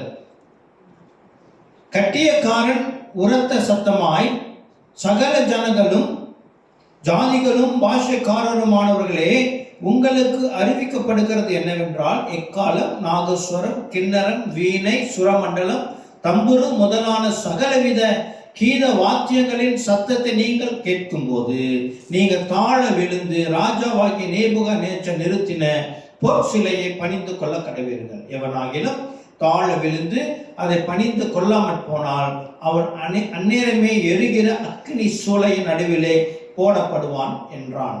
ஆதலால் சகல ஜனங்களும் எக்காலம் நாகஸ்வரம் கிண்ணரம் வீணை சுரமண்டலம் முதலான சகலவித கீத வாத்தியங்களின் சத்தத்தை கேட்டவுடனே சகல ஜனத்தாரும் ஜாதியாரும் பாஷைக்காரரும் தாழ விழுந்து ராஜாவாகிய நேபுகாத்நேச்சார் நிறுத்தின பொற்சிலையை பணிந்து கொண்டார்கள். அச்சமயத்தில் கல்தேயரில் சிலர் ராஜ சமூகத்தில் வந்து யூத பேரில் குற்றம் சாற்றி ராஜாவாகிய நேபுகாத்நேச்சாரை நோக்கி, ராஜாவே, நீர் என்றும் வாழ்க. எக்காலம் நாகஸ்வரம் கிண்ணரம் வீணை சுரமண்டலம் தம்புரு முதலான சகலவித கீத வாத்தியங்களின் சத்தத்தையும் கேட்கிற எந்த மனுஷனும் தாழ விழுந்து பொற்சிலையை பணிந்து கொள்ள வேண்டும் என்றும், எவனாகிலும் தாழ விழுந்து பணிந்து கொள்ளாமற் போனால் அவன் எரிகிற அக்னி சூளையின் நடுவிலே போடப்பட வேண்டும் என்றும் ராஜாவாகிய நீர் கட்டளையிட்டீரே. பாபிலோன் மாகாணத்தின் காரியங்களை விசாரிக்கும்படி நீர் ஏற்படுத்தின சாத்ராக் மேஷாக் அபேத்நேகோ என்னும் யூதரான மனுஷர் இருக்கிறார்களே, அவர்கள் ராஜாவாகிய உம்மை மதிக்கவில்லை. அவர்கள் உம்முடைய தேவர்களுக்கு ஆராதனை செய்யாமலும் நீர் நிறுத்தின பொற்சிலையை பணிந்து கொள்ளாமலும் இருக்கிறார்கள் என்றார்கள். 13 யாராவது படிங்க. அப்பொழுது நேபுகாத்நேச்சார் முக்கிய கோபம் கொண்டு சாத்ராக்கையும் மேஷாக்கையும் அபேத்நேகோவையும் அழைத்துக் கொண்டு வரும்படி கட்டளையிட்டான். அவர்கள் அந்த பொற்சிலை ராஜாவின் சமூகத்தில் கொண்டு வந்திருந்தபோது நேபுகாத்நேச்சார் அவர்களை நோக்கி, சாத்ராக் மேஷாக் அபேத்நேகோ என்பவர்களே, நீங்கள் என் தேவர்களுக்கு ஆராதனை செய்யாமலும் நான் நிறுத்தின பொற்சிலையை பணிந்து கொள்ளாமலும் இருந்தது மெய்தானா? இப்போதும் எக்காலம் நாகஸ்வரம் கிண்ணரம் வீணை சுரமண்டலம் தம்புரு முதலான சகலவித கீத வாத்தியங்களின் சத்தத்தையும் நீங்கள் கேட்கும்போது தாழ விழுந்து பணிய வைத்த சிலையை பணிந்து கொள்ள ஆயத்தமாக இருந்தால் நல்லது. பணிந்து கொள்ளாதிருந்தீர்களாகில் அந்நேரமே எரிகிற அக்கினி சூழலின் நடுவிலே ஓடப்படுவீர்கள். உங்களை என் கைக்கு தப்புவிக்க போகிற தேவன் யார்? ஓகே, என்னன்னா ராஜா நசுறாரு பெரிய சிலையை 60 முழம் சிறிய நோயம் செஞ்சு வச்சுட்டு என்ன செய்யணும், இதை நீங்க பணிந்து கொள்ள வேண்டும், இதை நீங்க வணங்கணும், சிலையை வணங்க வேண்டும் என்று சொல்லி ஒரு கட்டளை போடுறாரு. இந்த மியூசிக் இன்ஸ்ட்ருமெண்ட்லாம் வாசிக்கப்பட்ட உடனேயே கேட்ட உடனேயே நீங்க எல்லாம் வந்திருக்கிற எல்லா அதிகாரி எல்லாரும் வந்துட்டாங்க. சாதாரண ஜனங்கள் வந்ததாக அந்த போடல, எல்லா அதிகாரிகள் நல்ல ஒரு ஒரு பொறுப்புல இருக்கிறவர்கள், நல்ல ஒரு பதவியில இருக்கிறவர்களை அழைத்து ஒரு கூட்டம் போட்டு இதை நீங்க பணிந்து கொள்ளணும் அப்படின்னு சொல்லி கட்டளையிடப்படுகிறது. இதுல யார் யார் இருக்கிறா? சாத்ராக், மேஷக், அபேத்நேகோவும் இருக்கிறாங்க. இப்போ இதை வாசிக்க அந்த அந்த அந்த அந்த இசை இசைக்கப்படும் பொழுது எல்லாரும் வணங்கினார்கள். இந்த 3 நபர்கள் மாத்திரம் வணங்கவில்லை. இதை பார்த்தவர்கள் என்ன செய்றாங்க, இவங்களை குற்றப்படுத்தும்படி ராஜாவிடம் வந்து அறிவிக்கிறார்கள். இந்த 3 பேரும், இந்த 3 பயல்களும் உங்க பேச்சை கேட்கல அப்படின்னு சொல்லி குற்றம் சுமத்துகிறார்கள். சரியா? அப்போ என்ன நடக்கிறது, ராஜா கூப்பிட்டு அவர்கிட்ட வார்ன் பண்றாரு. ராஜா நேபுகாத்நேச்சார் உலகத்தை ஆளுகை செய்த ஒரு மனுஷன் முன்னுக்கு இந்த 3 பயலுங்க நின்று, அப்படிதான் அதே வரையும் நின்று அவர் பேசும் பொழுது நான் நினைக்கிறேன், ஏன் ஆண்டவர் அங்க யங்ஸ்டர்ஸை நிறுத்தினார்னா, அவங்க யங்ஸ்டர்ஸ் உள்ள ஒரு பெரிய ஒரு நன்மை என்னன்னு சொன்னா, ஆண்டவருக்கு அப்படியே கீழ்ப்படிவோம். ஆண்டவருக்கு கீழ்ப்படுகிறதுல வேதத்தில் நம்ம பார்த்தோம்னா எல்டர்ஸ் முதிர்ந்தவர்களை காட்டிலும் சிறுவர்கள் யங்ஸ்டர்ஸ் கீழ்ப்படுகிறது நம்ம அநேக இடத்துல பார்க்க முடியும். இந்த ஒரு சம்பவம், லோத்தோடைய மனைவி 2 பிள்ளைங்க வராங்க, 4 பேர் போறாங்க. சரியா? லோத்தோட மனைவிக்கு பின்னாடி ஆசை விடல, திரும்பி பார்த்தாங்க, உப்பு சிலையா போயிட்டாங்க. இந்த 2 பிள்ளைங்க young people, they obeyed God, அப்படியாகவே கீழ்ப்படிந்தார்கள். வாலிப பிள்ளைகள்கிட்ட உள்ள ஒரு சிறந்த தன்மை என்னன்னா, ஆண்டவர் வார்த்தையை ஆம் என்றும் ஆமேன் என்றும் ஏற்றுக்கொள்வாங்க. ஆனா கொஞ்சம் முதிர்ச்சி அடைந்தவர்கள் என்ன செய்வாங்க, என்னதான் பிரசங்கியார் போதித்தாலும் சற்று சிந்தை போயிட்டு வரும். சொல்றது சரியா? யாரை குறி வச்சு பேசுறாரு? இது யாருக்கு ஒண்ணு, இன்னைக்கு மிஷின் கன் யாருக்கு போட்டி இருக்குது? இது உண்மை. ஆனா சில பிள்ளைகள், வாலிப பிள்ளைங்களுக்கு எண்ணம் இப்படி போகாது. வேத வசனத்தை சத்தியத்தை சத்தியமாக ஏற்றுக்கொள்ளுகிற, கர்த்தருக்கு வைராக்கியமாக நிற்கிற அந்த தன்மை உடையவர்கள் வாலிப பிள்ளைகள். ஆமென். சபைக்கு வாலிபர்கள் முக்கியமான தூணாக இருக்கிறார். ஆமென். உங்களுக்குள்ள இருக்கிறத என்னன்னு உங்களுக்கு தெரியாது, கர்த்தருக்கு தெரியும். கர்த்தர் ஊழியக்காரர் எங்களுக்கும் தெரியும். ஆமென். நீங்க சபைக்கு ஒரு பொக்கிஷன். ஹல்லேலூயா. கர்த்தர் உங்களை தான் பயன்படுத்த போறாரு. எங்களுக்கெல்லாம் ஆடி போச்சு பேஸ்மெண்ட்லாம். சரியா? ராத்திரி படுக்கும் போது தான் தெரியும், ஐயோ இங்க வலிக்குது, இங்க வலிக்குது, இங்க வலிக்குது.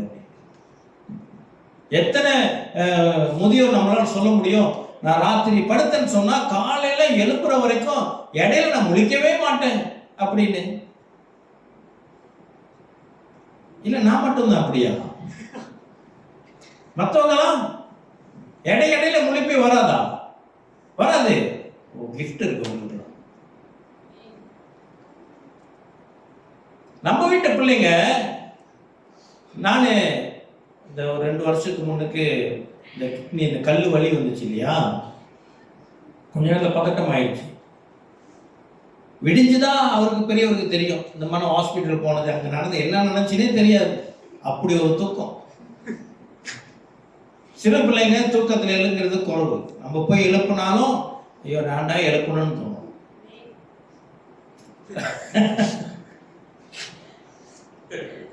இப்ப என் ஒய்ஃப் சொல்லியிருந்தா ஆமீன், நம்ம கட்டுப்படுத்தி யோசிப்போம், இந்த 3 பேர்ல யாரு அப்படின்னு. சிஸ்டர் கூட்டி ஆமீன் சொன்னதுக்கு அப்புறம் நேஷ் ஒன்லி சாய்ஸ், சாரி ஒன்றும் செய்ய முடியாது. ஆமீன். இது தவிர்க்க முடியாத ஒன்று. சரி, வாலிப பிள்ளைகளும் அவ்வளோ வைராக்கியமான பிள்ளைங்க. அப்போ அந்த இடத்துல ஆண்டவர் ஏன் வாலிப பிள்ளைகள் வச்சிருக்காங்கன்னா, வாலிப பிள்ளைங்க நிற்பாங்க. வயசானவங்கன்னா சரியா இவருக்கு இடரா இருக்கணும், நம்ம ஒரு மூலையில் நம்ம தேவனை நினைச்சு வணங்கிக்கலாமே அப்படின்னு வணங்கிக்க கூடும். செஞ்சிருப்பாங்கன்னு சொல்ல ஒரு வாய்ப்பு இருக்குது. எதுக்கே நமக்கு பிரச்சனை, நம்மளே அண்ணன் வேற நாட்டில் வந்து உட்காந்துருக்குறோம், நமக்கு எதுக்கு உங்க கூட பிரச்சனை அப்படின்னு சிந்திக்க தோன்றிருக்கு. ஆனால் இவங்க 3 பேர் அப்படி நிற்கல, நிற்கிறாங்க, கர்த்தரை கண்டு நிற்கிறாங்கய்யா. ஆமென், அல்லேலூயா. சரி, அதுதான் நடக்குது. இப்போ இவருக்கு ஒரு ஆன் பண்றாரு, அவங்க என்ன பதில் சொல்றாங்க நம்ம பார்ப்போம். சாத்ராக், மேஷாக், அபேத்நேகோ என்பவர்கள் ராஜாவை நோக்கி, நேபுகாத்நேச்சரே, இந்த காரியத்தை குறித்து உமக்கு உத்தரவு சொல்ல எங்களுக்கு அவசியம் இல்லை. நாங்கள் ஆராதிக்கிற எங்கள் தேவன் எங்களை தப்புவிக்க வல்லவராய் இருக்கிறார். அவர் எரிகிற அக்கினியை சூளைக்கும் ராஜாவை உங்களுடைய கைக்கும் நீங்களாக்கி விடுவிப்பார். விடுவிக்காமல் போனாலும் நாங்கள் உங்களுடைய தேவனுக்கு ஆராதனை செய்வதும் இல்லை, நீர் நிறுத்தின பொற்சிலையை பணிந்து கொள்வதும் இல்லை என்கிறது ராஜாவாகிய உமக்கு தெரிந்திருக்கிற கடவுள் என்றார்கள். ஆமென். இப்போ இந்த 3 பேர் என்ன சொல்றாங்க, நாங்க இந்த ஆராதனை என்ற வார்த்தை வருது, அது ரொம்ப முக்கியம். ஆராதனை என்ற வார்த்தை வருகிறது. இப்போ கத்தோலிக்க சபையில நான் இருக்கும் பொழுது அங்க விக்கிரங்கள் நிறைஞ்சிருக்கும். இயேசு கிறிஸ்து விக்கிரம் இருக்கும், மரியாளுக்கு விக்கிரம் இருக்கும், அந்தோனியாவுக்கு இருக்கும், சூசியப்பருக்கு இருக்கும், இந்த மாதிரி ஏகப்பட்டது இருக்கும்.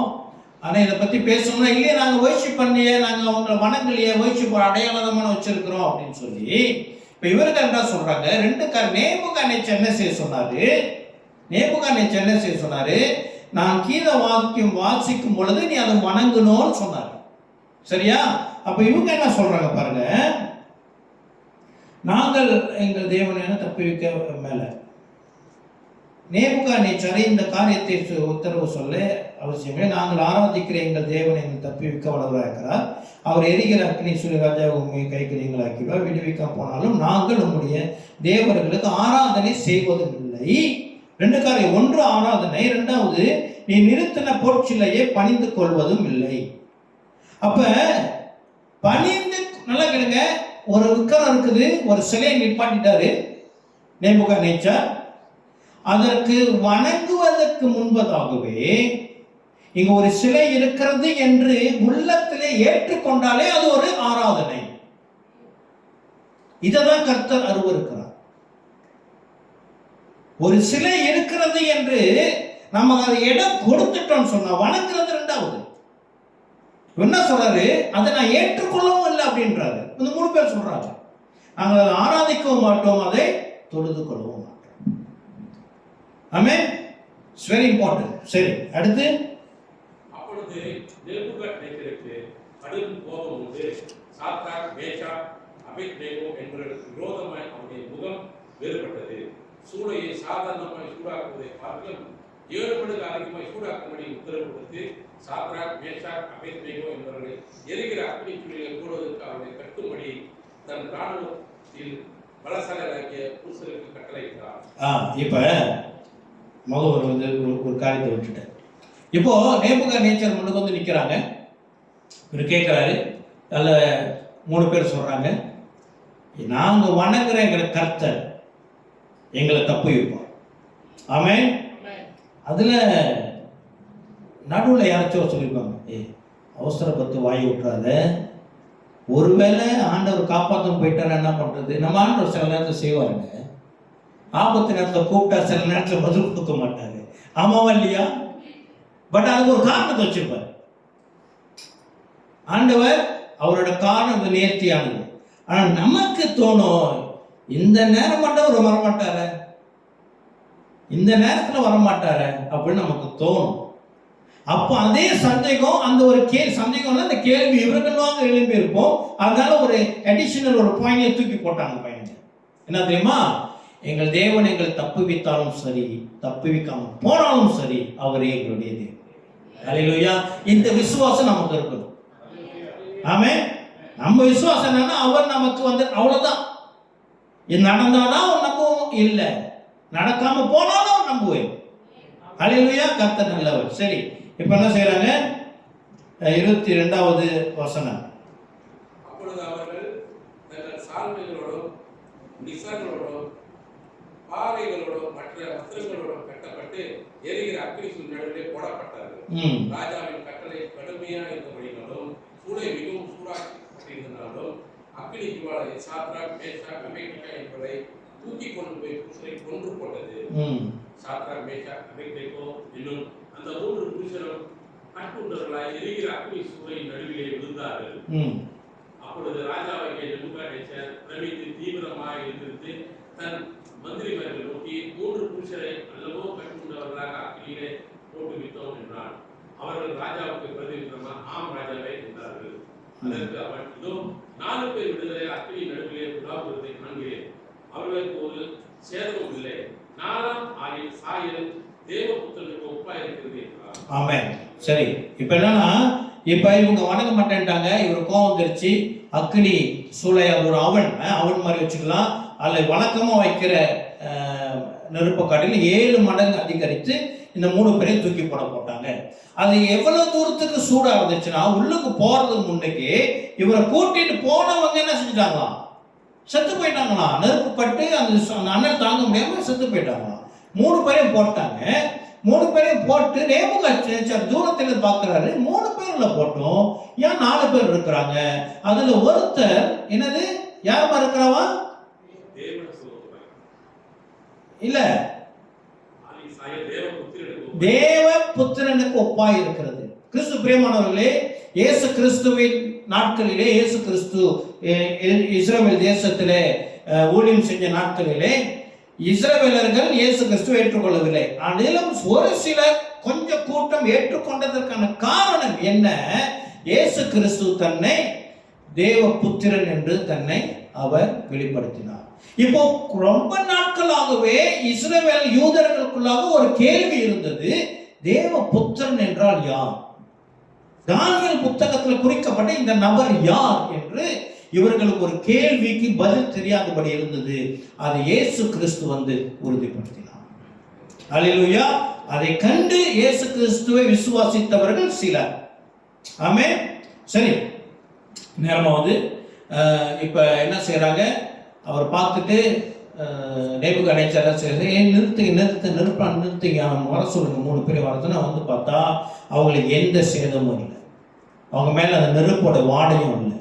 இல்லாம நேரத்தில் அவர் என்ன சொல்கிறார், 29வது வசனத்துல, ஆதலால் சாத்ராக் மேஷாக் ஆபேத்நேகோ என்பவர்களுடைய தேவனுக்கு விரோதமாக தூஷண வார்த்தையை சொல்லுகிற எந்த ஜனத்தானும் எந்த ஜாதியானும் எந்த பாஷைக்காரனும் துண்டித்து போடப்படுவான். அவன் வீடு எருக்களமாக்கப்படும் என்று என்னாலே தீர்மானிக்கப்படுகிறது. இவ்விதமாய் ரட்சிக்கத்தக்க தேவன் வேறு ஒருவரும் இல்லை என்றான். இது 2வது சம்பவம். சரியா? 3வது சம்பவம் 4வது அதிகாரத்தில் இருக்குது. நமக்கு நேரம் இல்லாததுனால நான் சுருக்கமாக தான் சொல்றேன்.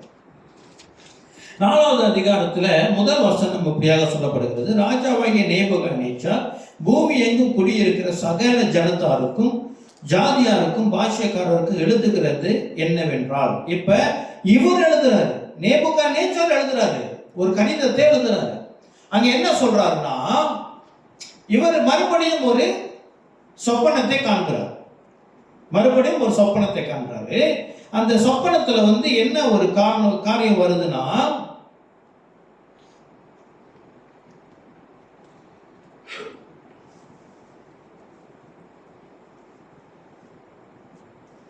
பத்தாவது வசனம், நான் படுத்திருந்த போது என் தலையில் தோன்றின தரிசனங்கள் என்னவென்றால், இதோ தேசத்தின் மத்தியிலே மிகவும் உயரமான ஒரு விருட்சத்தை கண்டேன். ஒரு மரத்தை பார்த்திருக்காரு. அந்த விருட்சம் வளர்ந்து பலத்து தேசத்தின் எல்லை பரியந்தமும் காணப்படத்தக்கதாக அதன் உயரம் வான பரியந்தம் எட்டினது. அதன் இலைகள் நேர்த்தியும் அதன் கனி மிகுதியுமாய் இருந்தது. எல்லா ஜீவனுக்கும் அதில் ஆகாரம் உண்டாயிருந்தது. அதன் கீழே வெளியின் மிருகங்கள் நிழலுக்கு ஒதுங்கினது. அதன் கொப்புகளில் ஆகாயத்து பட்சிகள் தாபரித்து சகல பிராணிகளும் அதனால் போஷிக்கப்பட்டது. நான் படுத்திருக்கையில் என் தலையில் தோன்றின தரிசனங்களை காணும் போது காவலாளனாகிய பரிசுத்தவான் ஒருவன் வானத்திலிருந்து இறங்க கண்டேன். அவன் உரத்த சத்தம் விட்டு, இந்த விருட்சத்தை வெட்டி இதன் கொப்புகளை தரித்து போடுங்கள், இதன் இலைகளை உதிர்த்து இதன் கனிகளை சிதறடியுங்கள், இதன் கீழ் உள்ள மிருகங்களும் இதன் கொப்புகளும் உள்ள பட்சிகளும் போய்விடட்டும், ஆனாலும் இதன் வேர்களாகிய அடிமரம் பூமியில் இருக்கட்டும், இரும்பும் வெங்கலுமான விலங்கிடப்பட்டு வெளியின் பசும்புல்லிலே தங்கி ஆகாயத்து பனியிலே நனைவதாக, மிருகங்களுடைய பூமியின் பூண்டிலே அவனுக்கு பங்கு இருக்க கடவுது, அவனுடைய இருதயம் மனுஷ இருதயமாய் இராமல் மாறும்படி மிருக இருதயம் அவனுக்கு கொடுக்கப்பட கடவுது. இப்படி இருக்கிற அவன் மேல் 7 காலங்கள் கடந்து போக வேண்டும். உன்னதமானவர் மனுஷருடைய ராஜ்யத்தில் ஆளுகை செய்து தமக்கு சித்தமானவனுக்கு அதை கொடுத்து மனுஷரில் தாழ்ந்தவனையும் அதன் மேல் அதிகாரியாக்குகிறார் என்று நரஜீவன்கள் அறியும்படிக்கும் காவலாளரின் தீர்ப்பினால் இந்த காரியம் பரிசுத்தவான்களின் மொழியினால் இந்த விசாரணையில் தீர்மானிக்கப்பட்டது என்றார். என்னன்னா, ஒரு பெரிய மரத்தை பார்க்குறாரு. மரத்தில் நிறைய பறவைகள் எல்லாம் உட்காருது, நிறைய கனிகள் இருக்குது. அதுக்கு அநேக மிருகங்களுக்கு அது நிழலா உதவி செய்து அதோடைய கனி அநேக மிருகங்களுக்கு உணவாய் இது இருக்கிறதுனால மிகவும் ஆசீர்வாதமான மரம். திடீர்னு என்ன செய்யப்படுகிறது? அந்த மரம் துண்டிக்கப்படுகிறது. அது கீழே இருந்து அது நம்பி இருந்து அது மேல் உட்கார்ந்து எல்லாம் அந்த மரத்தை விட்டு போகிறது. ஆனால் அதோடைய வேறு கீழே அடிமரம் இருக்கு இல்லையா, அது நேசப்படுத்தப்படவில்லை. அது அப்படியாக இருக்கிறது. இதுதான் சொப்பனம். அப்புறம் தானியேல் இதற்கான அர்த்தத்தையும் மறுபடியும் சொல்லுகிறார். சொல்லும் பொழுது 25வது வசனம் படிங்க. யாராவது படிங்க. உன்னதமானவர் மனுஷருடைய ராஜ்யத்தில் ஆளுகை செய்து தமக்கு சித்தமாய் இருக்கிறவனுக்கு அதை கொடுக்கிறார் என்பதை நீர் அறிந்து கொள்ளும் மட்டும் 7 காலங்கள் உம்முடைய பேரில் கடந்து போக வேண்டும். விருட்சத்தின் வேர்களாகிய அடிமரம் தரையில் இருக்கட்டும் என்று சொல்லப்பட்டது. என்னவென்றால், நீ பரம அதிகாரத்தை அறிந்த பின் ராஜ்யம் புகுத்துகளிலே இருக்கும். ஆகையால் ராஜாவே, நான் சொல்லும் ஆலோசனையை நீர் அங்கீகரித்துக் கொண்டு நீதியை செய்து உமது பாவங்களையும் சிறுமையானவர்களுக்கு இறங்கி உமது அக்கிரமங்களையும் அகற்றிவிடும். அப்பொழுது உங்களுடைய வாழ்வு நீடித்திருக்கலாம் என்றார். ஓகே, இப்ப என்ன செய்யறாரு? தானியேல் ஒரு அர்த்தத்தை சொல்லும்போது என்ன சொல்றாரு? இந்த மரம் நீங்க தான் அந்த மரம். உங்களுடைய காலம் என்ன செய்யப்படும்? ஒரு காலம் வரும், நீங்க தகர்த்தப்படுவீர்கள். உங்களுக்கு கீழே இருக்கிற இந்த ராஜ்யம் எல்லாம் உங்களை விட்டு போகும். ஆனா நீங்க இன்னும் உங்களை கம்ப்ளீட் ஆண்டு எடுக்கல. உங்களுக்கு தேவாதி தேவன் தான் ஆளுகை செய்கிறவர் என்று அறிந்து கொள்வதற்கு உங்களுக்கு 7 காலம் நிறைவேற வேண்டும். அது வரைக்கும் நீங்க எப்படி இருப்பீங்கன்னா, நீங்க மாடை போல புல்லை சாப்பிடுகிறவராயும் உங்களுடைய இருதயம் மாடை போலவும் மிருகத்தை போலவும் நீங்க வெளியின் பணியில நினைவராகவும் இருப்பீர்கள். சுருக்கமா சொல்ல போனோம்னா என்னன்னா, அவர் பித்து பிடித்து போய் விடுவார், ஒரு பைத்தியம் போல மாறி விடுவார். ஆனா நான் ஒரு பிரசங்கம் கேட்டேன், ஒரு ஊழியக்காரர் சொன்னார், அவர் உண்மையாகவே லிட்ரலி அவர் என்னவா மாடாக மாறிட்டாராம். அப்படியே ஒரு பிரசங்கத்தை நான் கேட்டேன். அது எவ்வளவு தூரத்துக்கு உண்மை என்று தெரியவில்லை. சரியா, ஒரு பைத்தியக்காரனாக ஒரு மாறி போகிற சூழ்நிலை உண்டு. அதிலிருந்து தெரியும் பொழுது இப்போ ஆண்டவர் என்ன செஞ்சாருன்னா, இது நடக்க போகுதுன்னு கனவுல காமிச்சிட்டாரு. இதை நேபுகாத்நேச்சார் நினைச்சா இருந்தாருன்னா இதை நடக்காம ஆக்க முடியும்.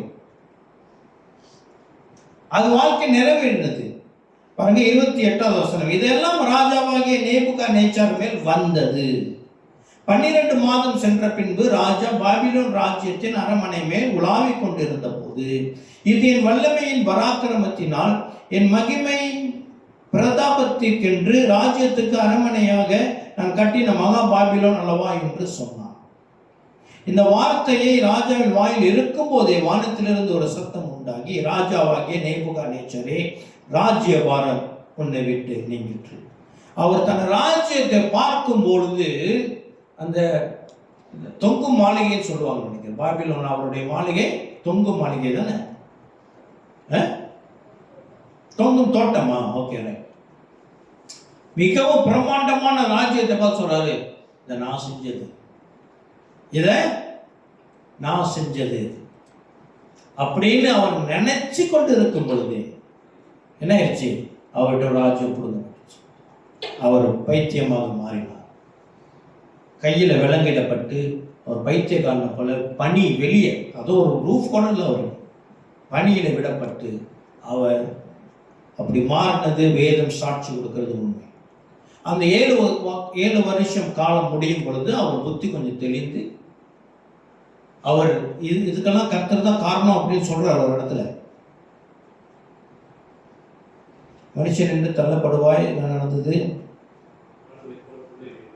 33வது வசனம். அந்நேரமே இந்த வார்த்தைகள் நேபுகாத்நேச்சரை நிறைவேறிற்று. அவன் மனுஷன் என்று தள்ளப்பட்டு மாடுகளை போல் புல்லை மேய்ந்தான்.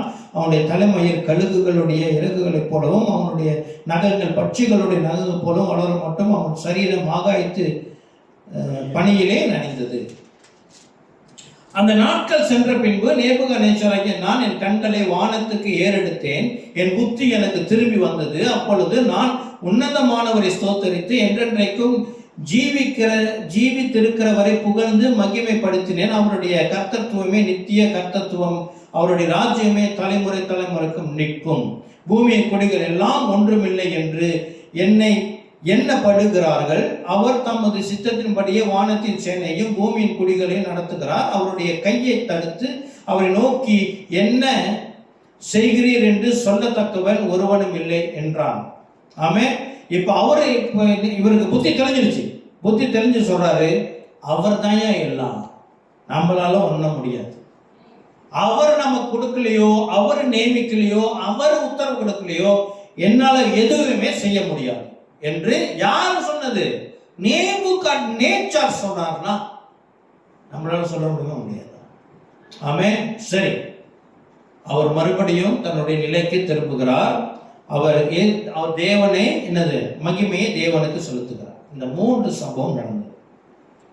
கிறிஸ்து பிரியமானவர்களே, இங்க என்ன நடந்துச்சுன்னு சொன்னா, தேவன் நேபுகாத்நேச்சர் அவிவிசுவாசி, அவர் புறஜாதி, தேவனை அறியாதவன், அவர் விக்கிரகங்களை வணங்குகிற ஒரு மனிதன்.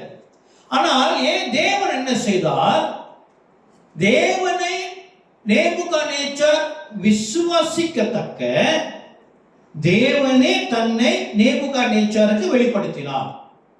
முதலாவது வெளிப்பாடு, அந்த கனவுடைய அர்த்தத்தை சொல்லத்தக்க ஒரு மனுஷனை அனுப்பினார்.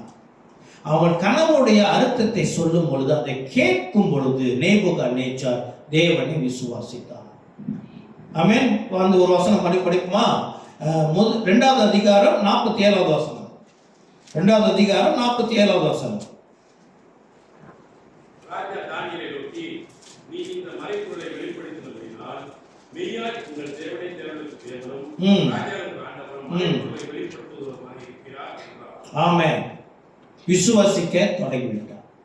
2வது 3வது அதிகாரத்துல 47வது வசனம். இங்க என்ன நடக்கிறது? சாத்ராக் மேஷாக் அபிக்னேயு அக்னி சூளையில போடும் பொழுது அங்கு 4வதாக ஒருத்தரை பார்க்கிறார். அப்போ அதை பார்த்துட்டு அவர் என்ன சொல்லுகிறார் என்றால், 3வது அதிகாரம் 29வது வசனம். ஆதலால் சாத்ராக் மேஷாக் அபேத்நேகோ என்பவருடைய தேவனுக்கு விரோதமாக தூஷண வார்த்தையை சொல்லுகிற எந்த ஜனத்தாலும், எந்த ஜாதியாலும், எந்த பாஷைக்காரனும் துண்டித்து போடப்படுவான். அவன் வீடு எருக்களமாக்கப்படும் என்று என்னாலே தீர்மானிக்கப்படுகிறது. இவ்விதமாய் ரட்சிக்கத்தக்க தேவன் வேறொருவரும் இல்லை என்றார். ஆமென். ஆமென். நேபுகாத்நேச்சர் இப்ப தேவனை விசுவாசிக்கிறவனாக மாறுகிறான். முதலாவது விசுவாசம் எப்படி வந்தது? கேள்வி, அந்த வார்த்தையை கனவின் அர்த்தத்தை கேட்கும் பொழுது அவன் விசுவாசித்தான். 2வது விசுவாசம் அந்த அற்புதத்தை காணும் பொழுது அவன் தேவனை விசுவாசித்தான். முதலாவது கேள்வி, 2வது பார்வை. 3வது ஆண்டவர் வாய்ப்பு கொடுத்தார். நீ என்னை இன்னும் ஆழமாக அறிந்து கொள்ள வேண்டும் என்றால் நீ என்ன செய்ய வேண்டும்? நீ மனம் திரும்பணும். நீ மன திருமணம் என்று ஒரு வாய்ப்பை கொடுத்தார். ஆனால் நேபுகாத்நேச்சர் அதை இழந்து போனான். 4வது அதிகாரத்துல இப்ப தானியேல் அவருக்கு என்ன சொல்றாரு? 27வது வசனத்துல தானியேல் சொல்றாரு, இதெல்லாம் நமக்கு தான் நடக்க போகிறது. ஆகையால் ராஜாவே, நான் சொல்லும் ஆலோசனை நீர் அங்கீகரித்துக் கொண்டு நீதியை செய்து உமது பாவங்களையும் சிறுமையானவர்களுக்கு இறங்கி உமது அக்கிரமங்களையும் அகற்றிவிடும். அப்பொழுது உம்முடைய வாழ்வு நீடித்திருக்கலாம் என்றார். God gave Nebuchadnezzar a chance to repent. மனம் திரும்புவதற்கு ஒரு வாய்ப்பை தேவன் கொடுத்தார். ஆனால் நேபுகத்நேச்சரோ என்ன செய்தான்? அதை இழந்து போனான். அதற்கான விளைவு 7 ஆண்டு காலம் அவன் பைத்தியமாக வெளியிலே விடப்பட்டான். ஆமென். இதுதான் நடந்தது. ஆக கிறிஸ்து பிரியமானவர்களே, தேவன், நாம் எல்லாரும் நம்ம இங்க இருக்கிறோம். நாம் ஆரம்பத்தில் சுவிசேஷத்தை கேட்டிருப்போம், அதனாலதான் நாம் விசுவசிக்க ஆரம்பித்தோம். அற்புதங்களை நாம் கண்டிருப்போம், அதனால்தான் தேவனை நாம் விசுவசித்திருப்போம். நாம் ஏன் தொடர்ச்சியாக அற்புதங்களை நேராக நம்ம காண்பதில்லை என்றால், நம் விசுவசிக்கத்தக்க அற்புதங்கள் நமக்கு கொடுக்கப்பட்டு விட்டது. இனிமேல் ஒரு அற்புதத்தை பார்த்து நான் தேவனை விசுவாசிக்க தேவையில்லை. ஆகையினாலே அற்புதம் இருந்தாலும் அவர் தான் என் கர்த்தர், அற்புதம் இல்லாட்டினாலும் அவர் தான் கர்த்தர். ஆமென். இப்போ 3வது நம் வாழ்க்கையில கர்த்தர். இப்போ நம்ம ஆண்டவரை பத்தி ஒரு முறை தான் கேள்விப்பட்டிருப்போம், இல்லை சில 2-3 தடவை கேள்விப்பட்டு அப்புறம் ஒப்பு கொடுத்துருப்போம். ஆமென். அந்த ஸ்டேஜ் பிறகு அப்புறம் நம்ம என்ன ஆயிடுச்சு? பார்த்தோம், பல காரியங்களை பார்த்து நாம் விசுவாசித்தோம். உண்மைதான். அல்லேலூயா, கர்த்தர் நல்லவர். ஆனால் இந்த 3வது பகுதி இருக்கு இல்லையா, ரிப்பென்ட், மனம் வருந்துகிற, மனம் மாறுகிற, ரிப்பென்ட் பண்றதுக்கு இல்லையா, அந்த வாய்ப்பு ஒரு முறை இல்லை, அது நம்ம மரிக்கிற வரைக்கும் கர்த்தர் நமக்கு கொடுத்து கொண்டே இருப்பார். நம்ம மறைக்கிற வரைக்கும், அல்லது கர்த்தர் வருகை மட்டும் நம்ம மனம் மாறிக்கொண்டே இருக்க வேண்டும். ஏன்னா உள்ள புதைந்து கிடக்கிறது என்ன என்று அவருக்கு தான் தெரியும். ஆமென். நான் பூர்ணமா மனம் மாறிட்டேன்னு யாராலையும் சொல்ல முடியாது. பூர்ணமா மனம் மாறிட்டோம் நம்ம இடம் பரலோகம் தான். நம்ம இன்னும் இருக்கிறோம்னு சொன்னா கர்த்தர் நமக்கு இன்னும் வாய்ப்பு கொடுக்கிறாரு, நம்ம இன்னும் மனம் மாறணும். அப்ப இருக்கிற வாய்ப்பை நம்ம என்ன செய்யணும்? நாம் பயன்படுத்துகிறவர்களாக இருக்க வேண்டும். இல்லை என்றால் கர்த்தர் நேபுகத்நேச்சருக்கு ஒரு வார்னிங் கொடுத்தார், ஒரு சொப்பனத்தை கொடுத்து எச்சரித்து ஒரு வாய்ப்பு கொடுத்தது போல நம் வாழ்க்கையிலும் அவ்வப்பொழுது ஒரு சில பிரச்சனைகள் தோன்றும். சில சிச்சுவேஷன் தோன்றும் பொழுது கர்த்தர் நம்ம கொடுக்கிற வாய்ப்பாக நாம் எடுத்துக்கொள்கிறோம். அல்லேலூயா, ஆமென். கர்த்தர் நேபுகத்நேச்சர் யாரு? புறஜாதி. அவனுக்கு வாய்ப்பு கொடுத்தார்னா கர்த்தருடைய பிள்ளைகளாக அங்கீகாரம் பெற்ற நமக்கு கொடுப்பாரா இல்லையா? கர்த்தர் நல்லவர். நமக்கு மனம் மாற வாய்ப்பு கிடைக்கும் பொழுது நாம் பயன்படுத்திக் கொள்ளும். ஏதேனும் ஒரு பிரச்சனை திடீர்னு வெடிக்குதா, உட்காந்து ஆண்டவர்கிட்ட கேட்போம், ஆண்டவரே இது என்னுடைய தப்பு, மன்னிங்க ஆண்டவரே, நான் ஒப்புரவாகிறேன் தகப்பனே, என்னை மாற்றும், என்ற சுபாவத்தை மாற்றும், என்கிட்ட இருக்கிற இந்த கெட்ட பழக்கத்தை என்னிடமிருந்து எடுத்து போடுங்க ஆண்டவரே, நான் ஒப்பு கொடுக்கிறேன், மன்னிப்பு கேட்கிறேன். அது வரைக்கும் தப்பு நமக்கு தெரியாது. அது வரைக்கும் இது தப்புன்னு நமக்கு தெரியாது. ஆண்டவர் நம்ம அக்கறை உள்ளவராக இருக்கிறதுனால அவர் நம்மை போஷித்து நம்மை வழிநடத்துகிற மாத்திரமல்ல, நம்ம அக்கறையோடு நம்மை திருத்த பார்க்கிறார். ஆமென். ஆக இந்த ஆப்பர்ச்சுனிட்டி நம்ம வாழ்க்கையில வருகிற பிரச்சனை ஆண்டவருடைய உட்காந்துட்டு, ஆண்டவரே இது மனமாற தேவை, இந்த கருத்தை வெளிப்படுத்துங்க, நான் மனம் மாறுகிறேன், ஒண்ணுமே தெரியல, எனக்கு என்ன தப்பு செஞ்சேன்னு தெரியல, இருந்தாலும் உட்காந்துருங்க, ஆண்டவரே எனக்கு வெளிப்படுத்துங்க, என்ன இருக்குதோ இல்லையோ எனக்கு மன்னிச்சிருங்க ஆண்டவரே, I just want to be perfect in the eyes of God. ஆமென். சரி, நான் இன்னும் கொஞ்சம் சில காரியங்களை காட்ட போகிறேன். அப்போஸ்தலர் நடபடிகள்ல ஒரு உதாரணத்தை பார்க்க போகிறோம். அப்போஸ்தலர் நடபடிகள் 8வது அதிகாரத்துல ஒரு உதாரணத்தில் கூட நாம் கர்த்தர் மனம் மாற வாய்ப்பு கொடுக்கிறவர் என்று பார்க்க முடியும். அப்போஸ்தலர் நடபடிகள் 8வது அதிகாரத்துல 9வது வசனத்தை நான் வாசிக்கிறேன்.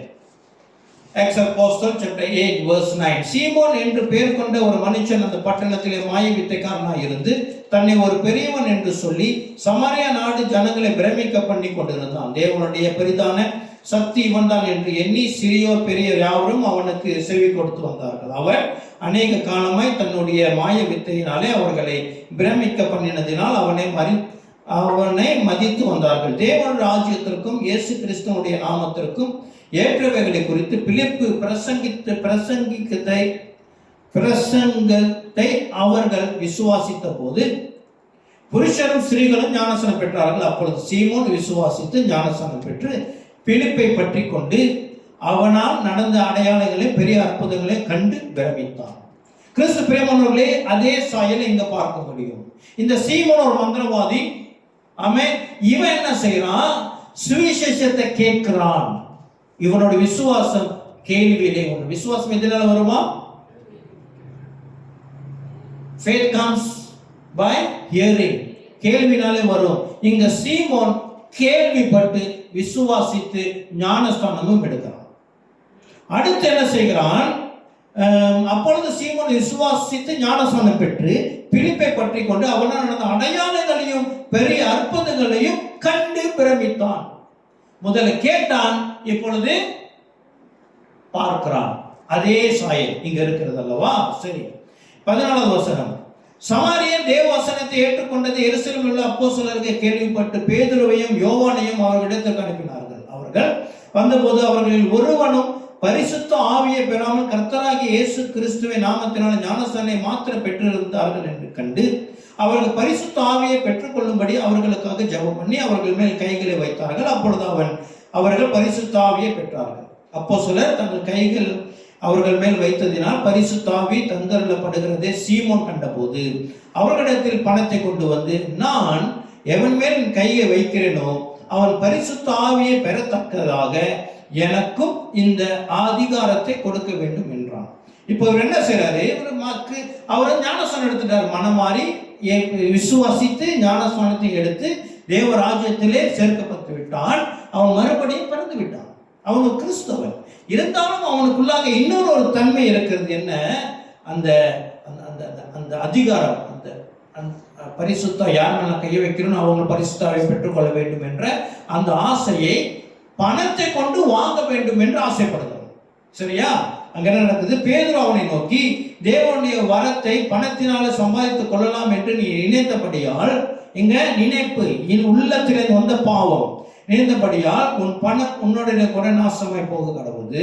உன் இருதயம் தேவனுக்கு முன்பாக செம்மையா இராதபடியால் இந்த விஷயத்தில் உனக்கு பங்கும் இல்லை பாகமும் இல்லை. ஆகையால் நீ உன் துர்க்குணத்தை விட்டு மனம் திரும்பி தேவனை நோக்கி வேண்டிக்கொள்.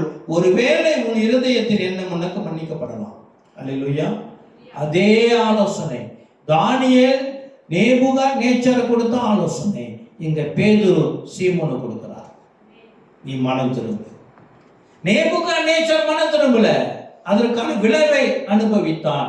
இங்க சீமோன் என்ன பதில் சொல்றாருன்னா, 24வது வசனம். அதற்கு சீமோன், நீங்கள் சொன்ன காரியங்களில் ஒன்றும் எனக்கு நேரிடாதபடி எனக்காக கர்த்தரை வேண்டிக் கொள்ளுங்கள் என்றான். மனத்திரும்ப. அதுக்கப்புறம் அவனை குறித்து ஒன்று எழுதப்படல. ஆமென். ஆக கிறிஸ்துவுக்கு பிரியமானவர்களே, கர்த்தர் நமக்கு வாய்ப்பு கொடுக்கிறவர். கர்த்தர் நம்முடைய வாழ்க்கையில அனுதினமும் ஏதேனும் காரியங்களை செய்து நம் வாழ்க்கையை அவர் என்ன செய்கிறார்? நம்முடைய வாழ்க்கையின் தரத்தை மேன்மைப்படுத்துகிறார். நம்ம ஆன்மாவின் தரத்தை மேன்மைப்படுத்தி எந்த அளவுக்கு மேன்மைப்படுத்துகிறார்னா அவரை போலவே மேன்மைப்படுத்துகிறார். கிறிஸ்து பிரியமானவர்களே, கடைசியாக ஒரு காரியத்தை நான் சொல்லி முடிக்க விரும்புகிறேன். 2 காரியம் கொஞ்சம் பொறுத்துக் கொள்ளுங்க. மறுபடியும் தானியேல் 4வது அதிகாரத்துல 29:30 அதுல இப்படி போகுது இல்லையா? அந்த நேபுகாத்நேச்சாருடைய காரியம் எழுதப்பட்டிருக்கிறது. 12 மாதம் சென்ற பின்பு ராஜா, அதாவது சொப்பனத்துக்கு பிறகு 1 வருஷம் முடிஞ்சு ராஜா பாபிலோன் ராஜ்யத்தின் அரண்மனையை உலாவிக் கொண்டிருந்த போது, இது என் வல்லமையின் பராக்கிரமத்தினால் என் மகிமையின் பிரதாபத்திற்கென்று ராஜ்யத்துக்கு அரண்மனையாக நான் கட்டின மகா பாபிலோன் அல்லவா என்று சொன்னான். கிறிஸ்து பிரியமானவர்களே, இவன் இந்த காரியம் எல்லாம் என்னுடைய கைப்பிரயாசம். நம்ம வாழ்க்கையில இருக்கிற ஆசீர்வாதங்களை இது என்னுடைய பிரயாசம் என்று நாம் சொல்லாது இருப்போம். நம்ம ஆசீர்வதிக்கிறவர் கர்த்தர். அதே வேளையிலே சமீபத்திலே எங்களுடைய கிளாஸ்ல ஒரு முக்கியமான ஒரு வீடியோவை போட்டாங்க. அதுல உள்ள காரியத்தை நான் பகிர்ந்து கொள்ள விரும்புகிறேன். எதை நான் சொன்னேன்? வெள்ளிக்கிழமை சொன்னேன் இல்லையா? நான் ஒரு உதாரணத்தை சொல்ல போகிறேன் என்று. அதுல இருக்கிற பிரசங்கர் என்ன சொல்கிறார்? நம்மை ஆசீர்வதிக்க கூடியவர் கர்த்தர் மாத்திரம் அல்ல, பிசாசும் ஆசீர்வதிக்க முடியும். ஏனென்றால் இயேசு கிறிஸ்துவை அவர் சோதிக்கும் பொழுது அவன் என்ன செய்தான்? இதோ என்னை பணிந்து கொள், இந்த ராஜ்யங்கள்ல எனக்கு ஒப்பு கொடுக்கப்பட்டு நான் உனக்கு கொடுக்கிறேன். யாருக்கு ஆஃபர் பண்ணா? இயேசு கிறிஸ்துவுக்கு ஆஃபர் பண்றான்னு சொன்னா நமக்கு ஆஃபர் பண்ண மாட்டான். ஆக நம் வாழ்க்கையில இருக்கிற ஆசீர்வாதம் நம்ம தெளிந்த புத்தி உள்ளவராக இருக்க வேண்டும். நன்னை ஆசீர்வதிக்கிறவர் கர்த்தர் மாத்திரமே. ஆமென். என்ன விஷயம், என்ன வித்தியாசங்க? என்கிட்ட இருக்கிற ஆசீர்வாதம் ஆண்டவர்கிட்டே வந்திருக்குதா இல்ல பிசாசுகிட்டே வந்திருக்குதா? இதை நாம் எப்படி அறிந்து கொள்ள வேண்டும் முடியும் என்றால், கர்த்தர் ஆசீர்வதித்தால் நாம் கர்த்தரோடு நெருங்குவோம். Simple formula. கர்த்தர் ஒரு ஆசீர்வாதத்தை கொடுத்தாருன்னா அந்த ஆசீர்வாதம் என்னையும் கர்த்தரையும் பிரிக்காது. அவருக்கான நேரத்தை அது பிரிக்காது, அவருக்கான ஜெப வேலையை அது பிரிக்காது, அதுக்கு அவரான வேத வாசிப்பை அது பிரிக்காது, அவர் சபை கூடுதலை பிரிக்காது, ஜெப கூட்டங்களை நம்ம இடுவது பிரிக்காது. அதுவே ஆசீர்வாதம், எவ்வளவு ஆசீர்வாதமாக இருக்கட்டும், அது பிசாசிடம் வந்துருச்சுன்னா கொஞ்சம் கொஞ்சமா நம்ம ஆண்டவரை விட்டு அது பிரித்து கொண்டு போயிடும். இதுதான் அடையாளம். ஆமென். ஆக கிறிஸ்து பிரியமானவர்களை நம்ம என்ன செய்ய போகிறோம் என்றால், கர்த்தர் நம் வாழ்க்கையில வைத்திருக்கிற ஆசீர்வாதம், நமக்கு இருக்கிற வீடு, வாடகை வீடோ சொந்த வீடோ, நமக்கு வைத்திருக்கிற சொந்த வாகனமோ, நம்ம சில இன்னும் காசு கட்டி முடிச்சிருக்க மாட்டோம் இல்லையா, பேங்க் தான் சொந்தம், அந்த வாகனமாக இருந்தாலும் சரி, என்ன இருக்குது, வாட் வி ஹேவ், நம்ம ஆண்டவருக்கு நன்றி சொல்லலாம். ஆமென். நம்ம வருமானம் கொஞ்சமோ அதிகமோ ஆண்டவருக்கு நன்றி செலுத்தும். ஆமென். யோவான் 5 அப்பம் 2 மீன் பெருகுது இல்லையா, அப்பத்தையும் மீனை எடுத்து ஆண்டவர் என்ன செஞ்சாரு? நன்றி செலுத்தினார். நன்றி சொல்லுகிற இடத்துல பெருக்கமா. எத்தனை பேர் தயாரா இருக்கிறீங்க? கர்த்தர் எனக்கு கொடுத்ததுக்காக நான் நன்றி செலுத்துவோம். ஆமென். முதலாவது நாம் மன திரும்ப போகிறோம், இரண்டாவது ஆண்டவருக்கு நன்றி செலுத்துவோம். இந்த நன்றியிலே என்ன செய்ய போகிறது? பெருக்கம் வரப்போகிறது. கர்த்தர் நம்மை ஆசீர்வதிப்பார். எழுந்து நின்று ஸ்தோத்திரம். ஆண்டவரே, அப்பா பிதாவே, இதோ ஒருவேளை எங்களுடைய வாழ்க்கையிலே கர்த்தருடைய பார்வையிலே நாங்கள் எந்தெந்த காரியத்திலே மன திரும்ப வேண்டும் என்று கர்த்தர் தீர்மானிக்கிறீரோ அந்த காரியத்திலே மனம் திரும்பதாக நாங்கள் நல்லா ஒப்பு கொடுக்கிறோம். எல்லாரும் வாயத்திறந்து ஆண்டவர் தனிப்பட்ட முறையில பேசுங்க. யார் பார்க்குறா, பக்கத்துல யார் இருக்கா, எல்லாம் எதை பற்றி யோசிக்காம ஆண்டவர் ஒப்பு கொடுக்கும். ஆண்டவரே, நான் மனம் திரும்புகிறேன் ராஜா, நான் மனம் திரும்புகிறேன். எஸ் எஸ், இந்த வசனம் இன்னைக்கு எனக்கு பேசப்பட்டது, கர்த்தர் எனக்கு கொடுத்த வசனம். ஆகையினாலே என்னுடைய வாழ்க்கையிலே ஒரு மாற்றம் இந்த நாள் வரத்தக்க, இதோ நான் நேச்சாரை போல அல்ல, நான் அப்போஸ்தலர் நடபடிகளை சொல்ல போகிற சீமோனை போல நான் மனம் விருந்துகிறேன். தகப்பனே, இந்த வாழ்க்கையிலே கர்த்தர் எனக்கு நியமித்த சகல காரியமும் என்னை விட்டு போகாதபடியும் அது என்னை கிட்டி சேரபடியும் கர்த்தர் எங்களை பாதுகாக்கிற தேவனாக இருக்கிறதுனால நாங்கள் மன திரும்புகிறோம். ஆண்டவரே, கர்த்தர் வெளிப்படுத்துங்க, என்கிட்ட என்ன குறைகள் இருக்கிறது, நான் எதுல இன்னும் மாறணும், நான் எப்படி உண்மை போல மாற வேண்டும். இந்த வாய்ப்பை கர்த்தர் எங்களுக்கு கொடுத்ததுக்காக உமக்கு நன்றி. இந்த நாளுடைய செய்தி கர்த்தர் எங்களுக்கு கொடுத்த ஒரு வாய்ப்பு. இந்த நாளுடைய வேத வசனம் கர்த்தர் எங்களோட பேசின நிச்சயமான ஒரு எச்சரிப்பு என்று நான் விசுவாசித்து ஒப்பு கொடுக்கிறோம். தகப்பனே ராஜா, நாங்கள் ஒப்பு கொடுக்கிறோம். ராஜா, எங்களை மன்னிங்க, குறைகளை மன்னியும், குற்றத்தை மன்னியும். கர்த்தர் எங்களை மறுரூபமாக மாற்றும். ஆண்டவரே, எங்க வாழ்க்கையில இருக்கிற இந்த நாள் வரை நாங்கள் சந்தித்த பிரச்சனைகளை கர்த்தர் மலை போல ஒரு பிரச்சனை பனி போல எடுத்து போகிறவர்களாக இருக்கிறதுனால நாங்கள் மன திரும்பும் பொழுது கர்த்தர் எங்கள் சூழலை மாற்றும்படியாக நாங்கள் தாழ்த்தி மன்றாடுகிறோம். ராஜா, மாத்திரமல்லாமல் கர்த்தர் எங்கள் வாழ்க்கையிலே பெருக்கத்தையும் ஆசீர்வாதத்தை பெருக பண்ண போகிறதுக்காக நன்றி செலுத்துகிறோம். இயேசு கிறிஸ்துவின் நாமத்தினால் ஏற்றுக்கொள்ளும் எங்கள் ஜீவனுள்ள நல்ல அப்பாவே. ஆமென், ஆமென், ஆமென்.